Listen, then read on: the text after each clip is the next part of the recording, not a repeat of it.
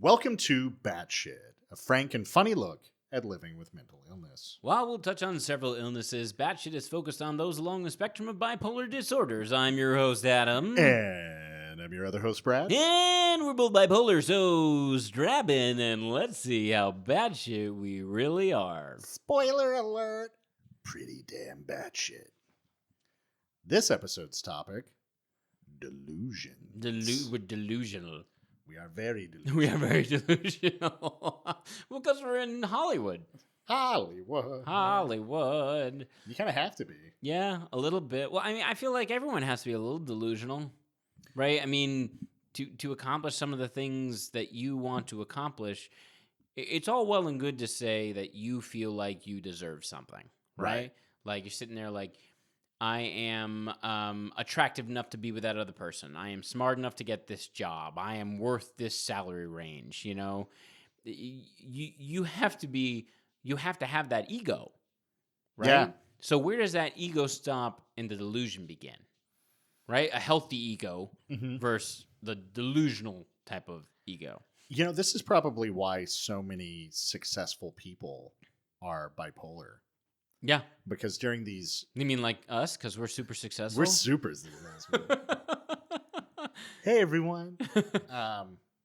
No, but, you know, that's one thing that comes up when you start digging into this is not only how many people in the arts, but CEOs, business owners, you know, guys who create startups, Silicon Valley dudes, you know. So many of them have something like this. Sure. And, you know, we've talked before, with the mania comes grandiosity. You feel like you're on top of the world. You're invincible. You know, this is your story, and everyone else just plays a tiny little part in it, which in and of itself is kind of a low key delusion, right? And I feel like that.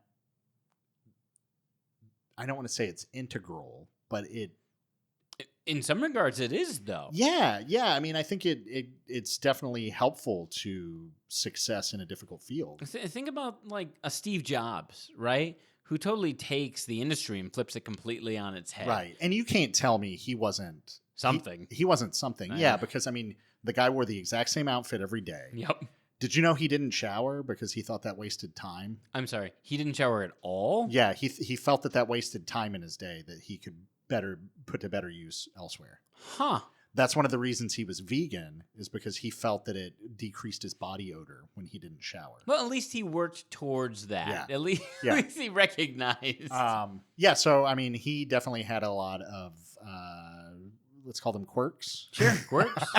Well, and he was hyper focused on what he wanted to do, and he was delusional enough to believe that it would work, and it did.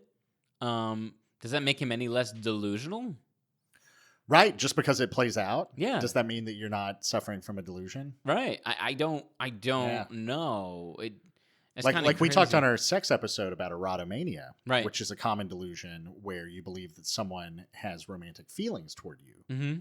Now, if you develop that delusion and then that person develops romantic feelings toward you, that doesn't mean that it still wasn't a delusion. Right. Right. You know? Right? I mean, so I guess that's like, what is the definition of a delusion for us right now? I'm not talking about like Webster's dictionary. Right. I think what we're operating on is that you have an idea that you believe that is patently false and goes against reality. Right.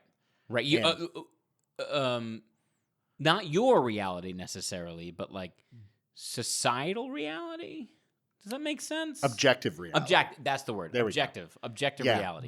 Because delusions can run the gamut between, you know, I'd say erotomania is a low-key delusion. Sure. You know, I think this person is in love with me. Mm-hmm. A lot of people might not even recognize that as a delusion. They might just be like, you're an idiot. Yeah. Right? Yeah.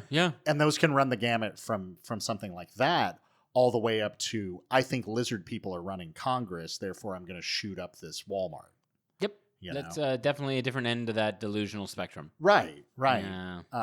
But that's your spectrum of delusions. Delusions can be very low key and affect only you and maybe one or two other people, or delusions can be massive and potentially destroy your life and other lives. Well, I think one of the biggest problems with delusions is how much better the delusion often sounds than the reality. Right. Even if Yeah. you're talking like a scary paranoid delusion. Right. It's like if lizard people were running Congress, Right. well, that gives us an easy fix. What- We get rid of the lizard people. What is that thing with, like, there was Democrats were keeping kids in a pizza joint in New York City? Do you Oh, remember right. this? Yeah. Yeah. In the basement of the pizza joint. Yeah, and some dude actually went there to like free the children or whatever. And there wasn't even a basement. There wasn't even a basement. Yeah. And luckily nobody got hurt in that. But Yeah, he thank showed God. up. He showed up, I think, with an AR-15. Yeah, exactly. Like, It's, you know. So it's easier to say, well, this is why the world is wrong. This is why Congress is broken, is because of lizard people Yeah. or because they're eating Well, babies. And yeah, So John Hinckley, the guy who shot Reagan, right. he was suffering under the delusion. I don't know what he has mental illness wise. Mhm. I guess schizophrenia, Right. but I'm just guessing. I haven't read a lot about Hinckley, but he believed that he was going to impress Jodie Foster Yep. by shooting Reagan, and that Yeah. Jodie Foster would then love him. Yeah. It's oh my God. Right. Like, oh my right. God.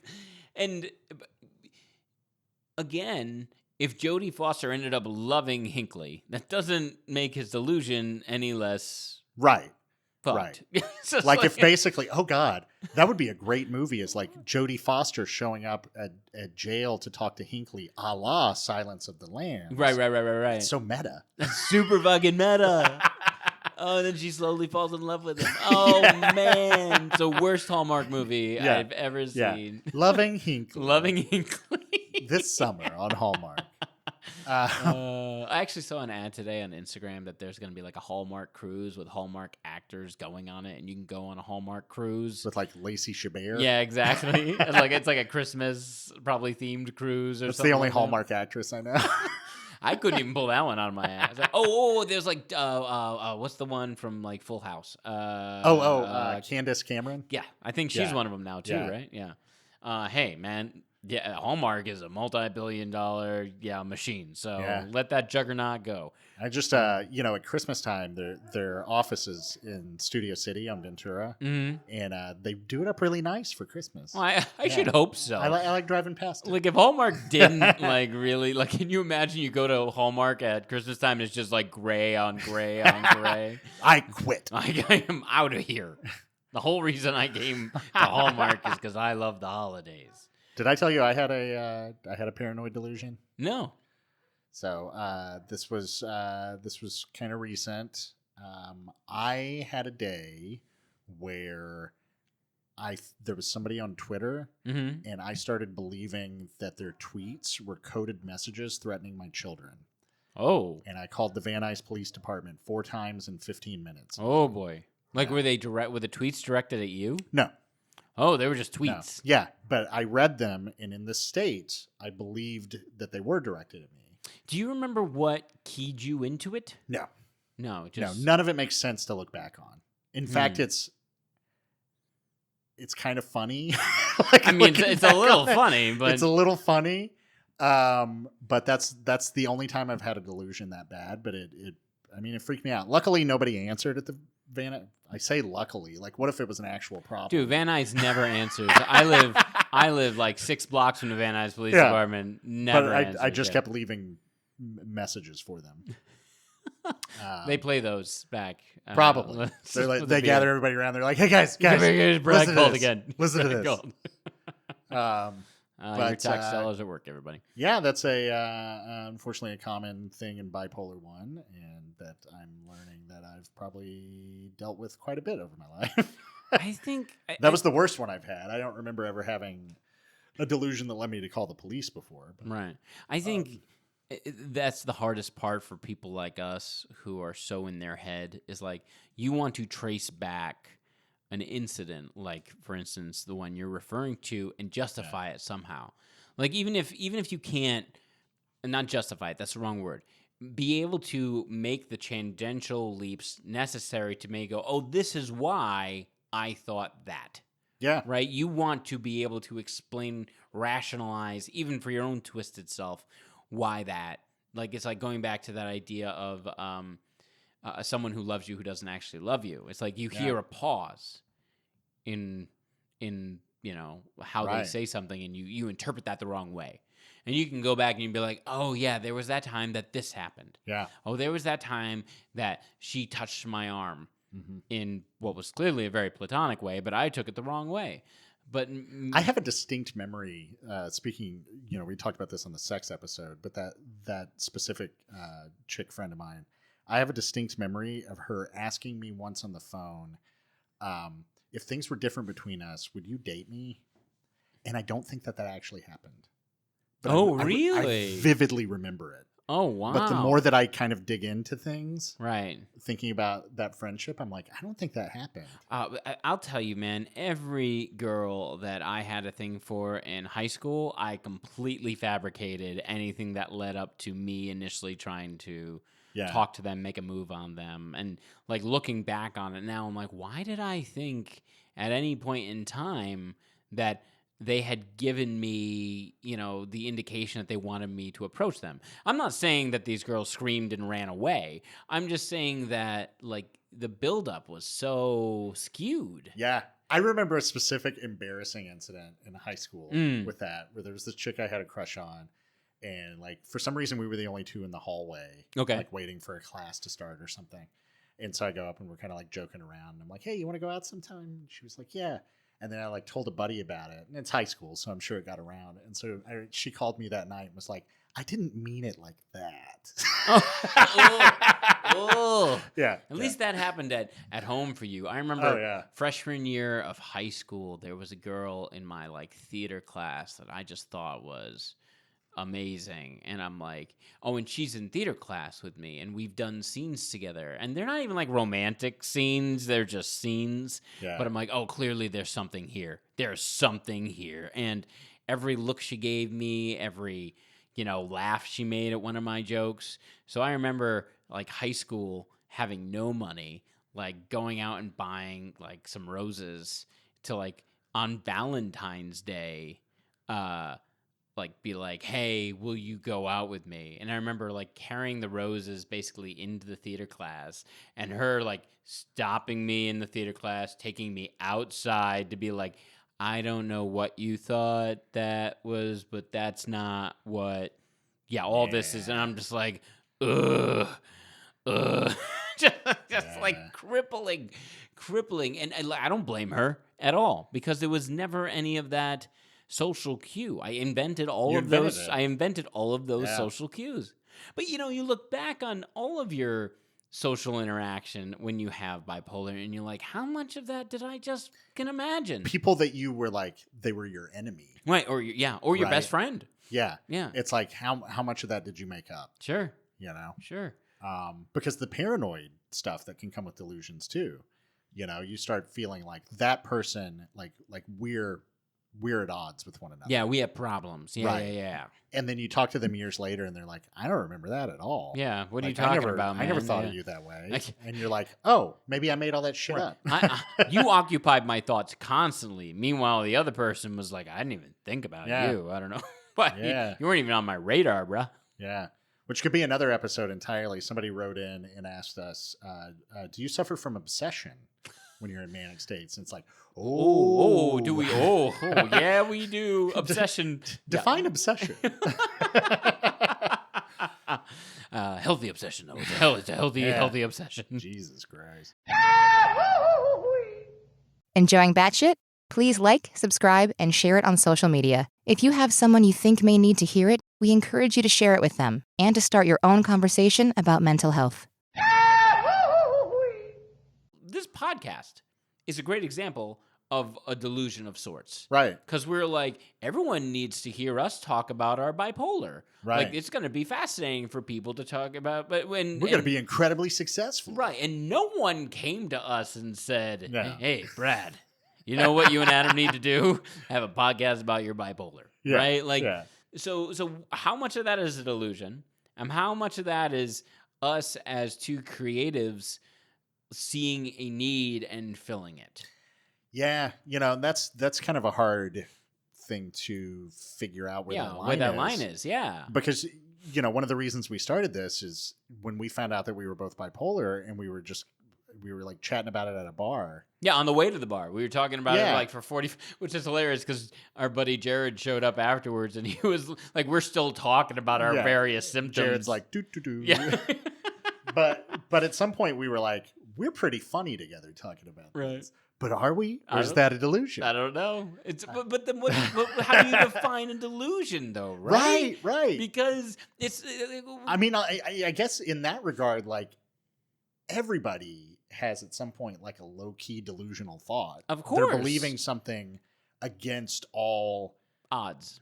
yeah, and against all like objective proof that it's not real. Right. Or logical like there's no logical steps taken. Right. Right. I mean, hell, that's what faith is. Oh, well, yeah, exactly. You All know? religion, really, it's a delusion. Now, Yeah. that doesn't mean delusions are bad.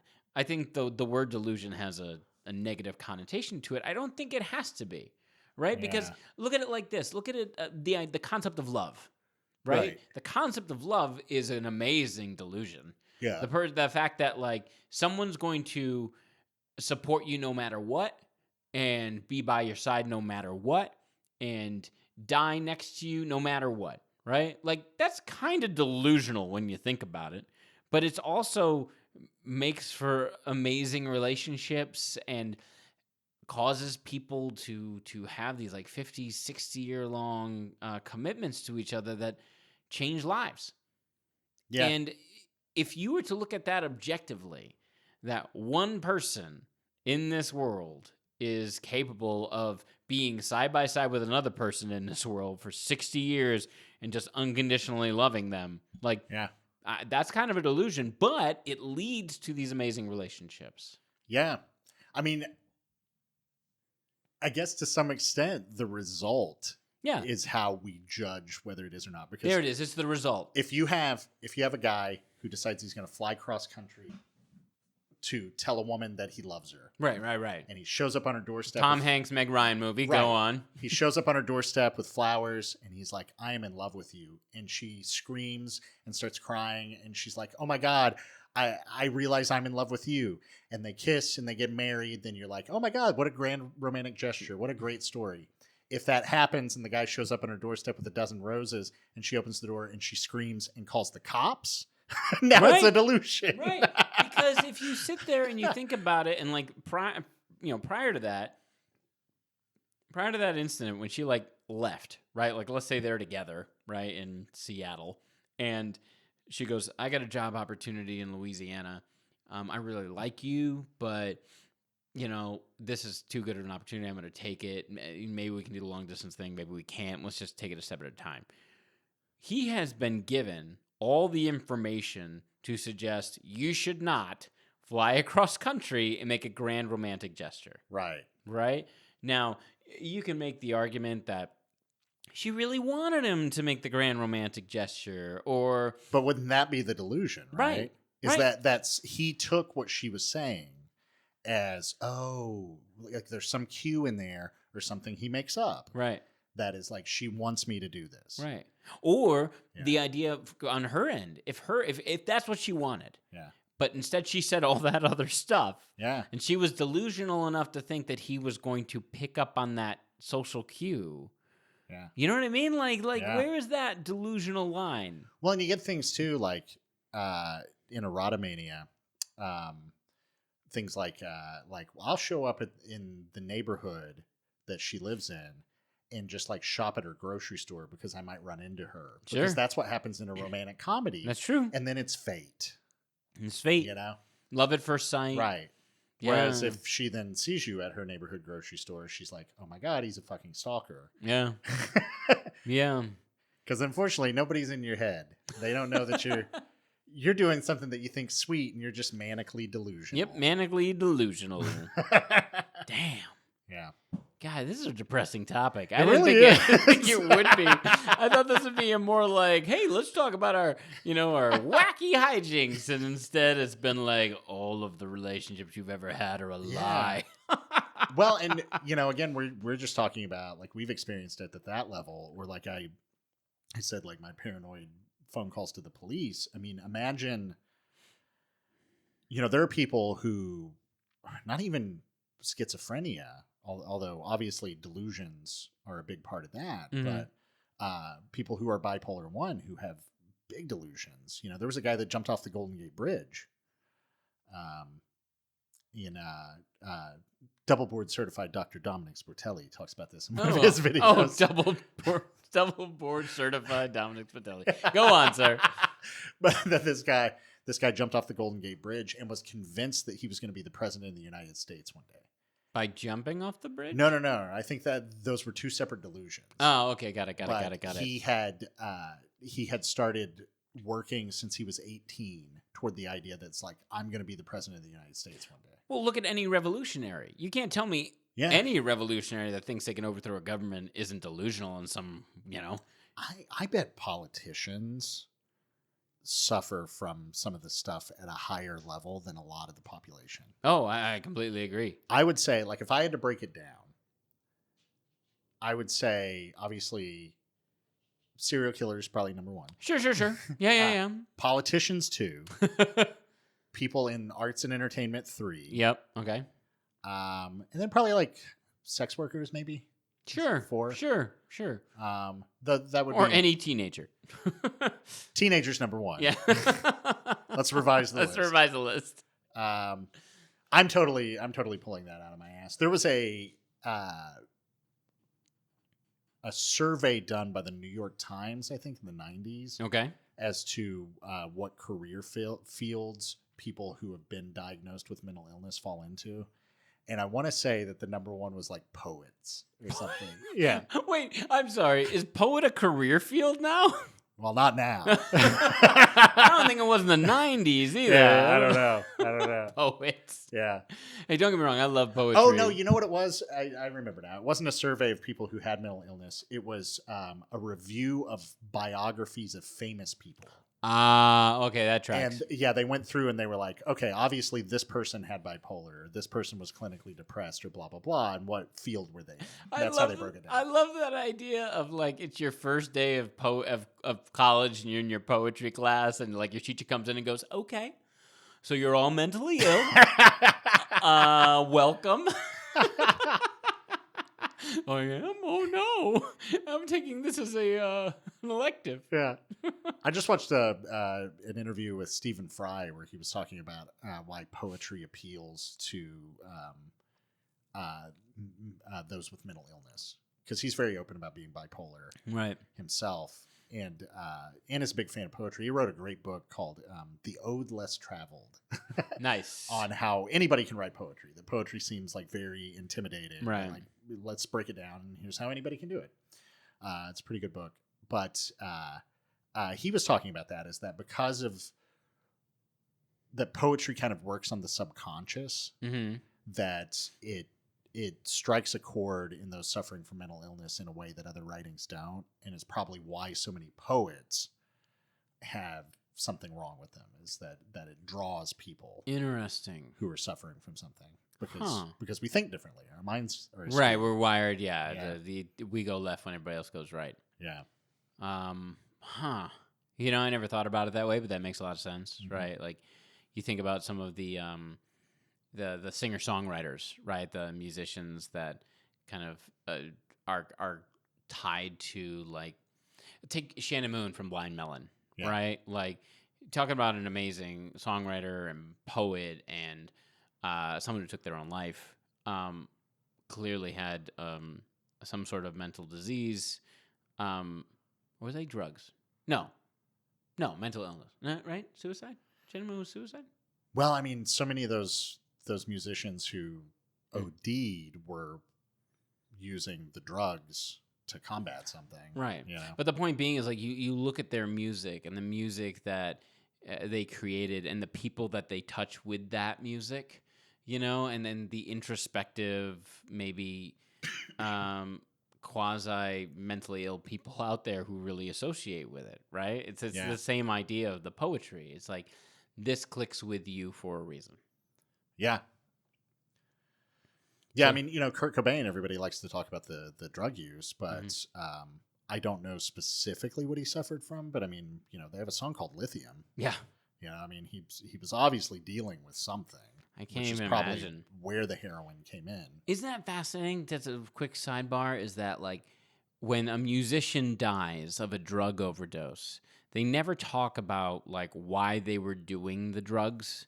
Yeah. The media just assumes that they were irresponsible party animals. Yeah. You know, Completely. as opposed to being like, oh, obviously something was going on with Kurt Cobain, and he was over. You know, I mean, Jim Morrison. You can't tell me Jim Morrison Right? didn't suffer from something. Oh God, what's his name? I can't think of his name right. Jimi Hendrix.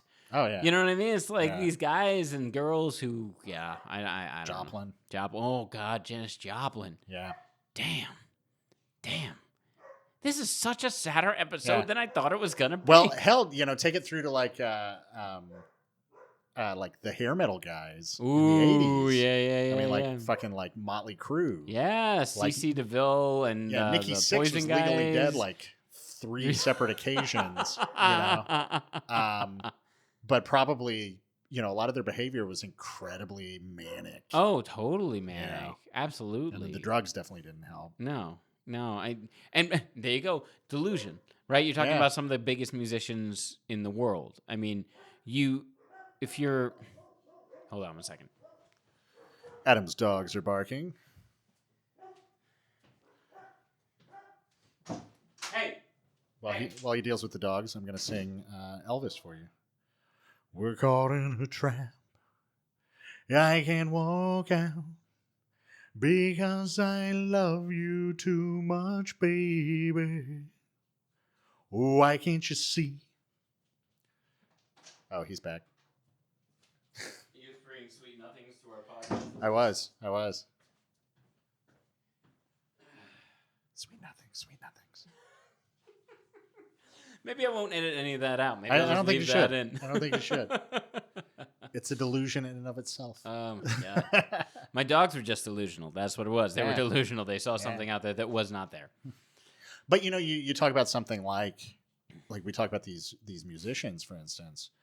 That's such a difficult lifestyle. Oh yeah. And the idea, kind of going back to what you said at the start of the episode, the idea that you're going to be the ones to break through, is in and of itself a little delusional. Look at professional athletes.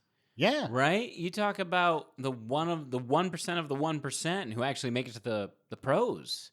Mm-hmm. You got to be a little delusional to keep going, because at some point they weren't the best, right? They weren't that 1% of the 1%, but they were delusional enough to think that they could get there. Yeah. Yeah, because the rational mind would tell you to stay away from these high risk, low reward careers. Right. Or even things like fitness in general, like going to the gym, right? Like trying to pick up a massive weight, right? And be like, you have no need to pick up that weight. Yeah. Right? You don't need to be doing that. The idea that you think you can do that is delusional. Rationally, walk away. Yeah. Like, just stop trying. But instead, you delusionally will be like, well, I'll go back to the gym and I'll just keep lifting until I can lift that massive weight. Yeah. And it's, I don't know. Well, we've joked several times about how, I had a delusion when I went into my bad manic episodes after I lost all that weight that I was just like super fucking hot. Oh, yeah. But you have to think about that. Like people who go out and are constantly, like you can see them at the bar. You're like that dude or that chick thinks they are way fucking hotter than they are. Well, and that confidence is what draws people to them. Which then reinforces them. Right. Believing that. Which makes them more at ease and more charming and more confident, which then nets them the result of what they want. Yeah. Maybe we all need to be more delusional. Maybe that's what it is, right? Maybe. It's that idea. If everybody was delusional. I think everybody is a little delusional. Then the world would be a better place. To quote Tommy Wiseau Good from The Room, if everyone just loved one another, then the world would be a better place. Brad's available, by the way, if you need actors for your upcoming film. Not right now because SAG's striking, but actually, are you union? No. There you go. Marty Scorsese, are you listening to this? Brad is non-union. Actor Brad is non-union. Just reach out, baby. Did somebody say my name? You should be on the picket line, goddammit. What are you doing, Actor Brad? That son of a bitch. Get in your cage with a sign. That guy's delusional. That guy's super delusional. Hey, we may have been delusional for starting the podcast and thinking anyone would listen to the podcast, but you guys are listening to the podcast, so thank you for reinforcing our delusions. Yes, we appreciate that. We appreciate that. And you know what? If you're suffering from delusions, you don't realize you are when you're in the state, but you will when you come out of it, or someone close to you will let you know. Seek help if you haven't already. And if you're already getting help, if you're seeing a psychiatrist, you're seeing a therapist, you've been diagnosed, and you suffer from a delusion, it's time to call your psychiatrist and let them know. Because maybe your medication needs to be tweaked. Maybe something is happening lifestyle-wise. Maybe there's too much stress going on and it's triggering these things. Maybe you're watching too much Fox News. Yeah, that'll do it. That'll do right there is a huge... Yeah. I mean, we say that as a joke, but seriously, like, news is designed to make you afraid of shit that you shouldn't be afraid of. Sure. And if you're already suffering from this stuff and you're watching network news that's trying to make you afraid of things, you can very easily be pushed into an episode. Yeah. That was one of the first things when I got diagnosed. I don't watch the news. I don't read the news. You can't. Yeah. You can't. You'll go...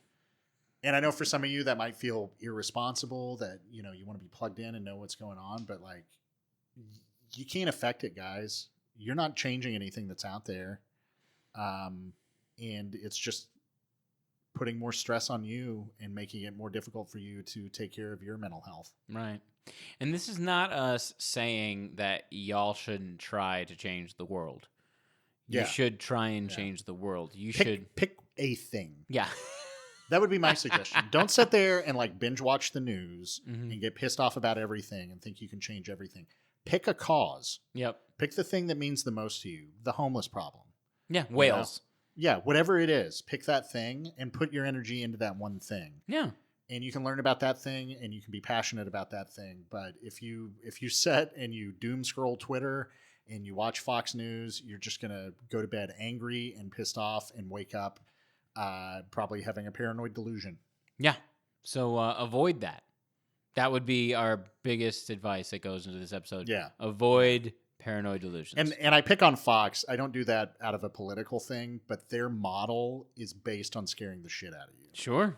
And that has nothing to do with whether you're conservative or liberal. That just that's their business model. Yeah. Look at any of their their tags. It's like, this thing in your house could kill you. Yeah. Stay tuned. It's like that type of thing. And they always pick like one random like moron on Twitter and then show his tweet as though 100,000 people believe what this one asshole says. And just to work you up. And you know what? If you're dealing with this stuff, just avoid that. Yeah, just avoid it. Yeah. Again, we are not commenting on the quality of Fox News. We are just letting you know their prerogative and the way they operate. Yeah, and that's all news. That's all news to varying degrees. Yeah. So stick to, I don't know, listen to those dulcet tones of the NPR hosts in the morning. There you go. Yeah. As long as you don't fall asleep in the car. Yeah, exactly. Like every NPR story is like this. A man in Culver City today. You don't even make it to the actual headline. I support NPR. Yeah. We love you, NPR. We love you. Return our calls. In fact, actually, everybody out there, write NPR and tell them they should do a story on us. They should. That's our delusion That's our right new now. Delusion. That's our new delusion. New delusion. I like that. What's the delusion of the week? We should Delusion of the week. Delusion of the week. New segment. Delusion of the week. Week. Segment on This that week's shit. delusion.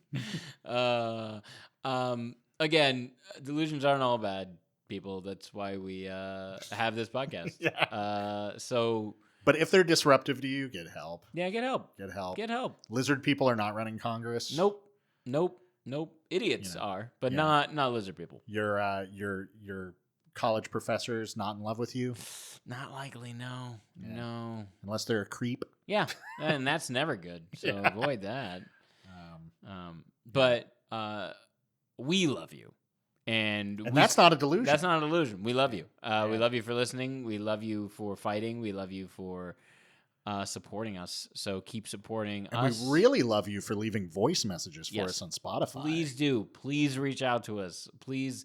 I'm starting to do posts on TikTok and Twitter and Instagram, and help us by spreading the word, or help us by writing in and being like, Adam, that's not how you TikTok. And I'm like, oh, thank you. Thank you for your help. I am making it all up. I don't know what I'm doing. It's not how you tick or talk. Right. So embarrassing. So embarrassing. You're all amazing. We love you.